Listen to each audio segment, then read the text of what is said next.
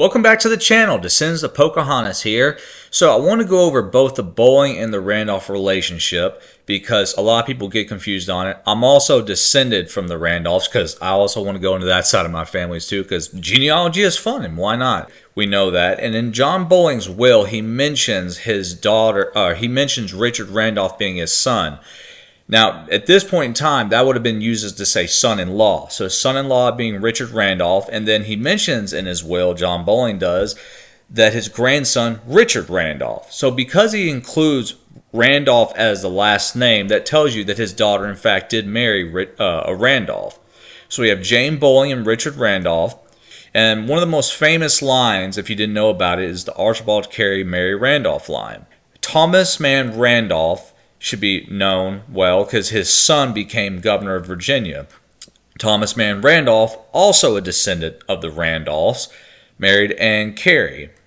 And then we get to hear Thomas Mann Randolph II, Jr., married Martha Jefferson. Now, if you can't already recognize the maiden name Jefferson, she is who you would think she is. She is, in fact, a daughter of Thomas Jefferson and Martha Wales.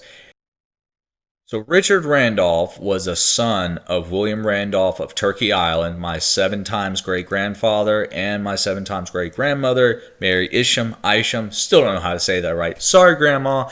A fun fact about Thomas Jefferson is that he grew up on Thomas Randolph of Tuckahoe's plantation, the Tuckahoe plantation. So it's through his plantation, Thomas Randolph, that he grew up on. And Thomas Randolph's plantation, Tuckahoe, was inherited by his son, William Randolph. So this is where the Thomas Mann Randolph line of the Randolphs comes from. Now we go to the White Bollings, Robert Bolling I and Anne Stith. I descend from this line. So we come from here to Colonel Robert Bolling II, my ancestor, and Anne Cock. And this is where the other Randolph and Bolling marriage is. So as you can see, Peter Randolph married Lucy Bolling, and it's apparent because their marriage was notified in social media of the day. Lucy Bolling and Peter Randolph had children, one of them being Anne Randolph, who is mentioned in the will of her father as Anne Fitzhugh.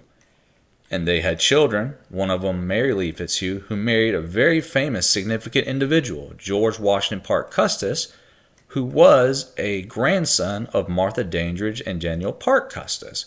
And guess who she married, if you didn't already know? President George Washington II. So he would be the step-grandson of the first president of the United States. The only surviving child they had that made it to mature adulthood was Mary Ann Randolph Custis, who married General Robert E. Lee of the Confederate Army. So Mary Custis is a descendant of the Dandridges, the Fitzhughs, and the Bollings, as well as the Randolphs.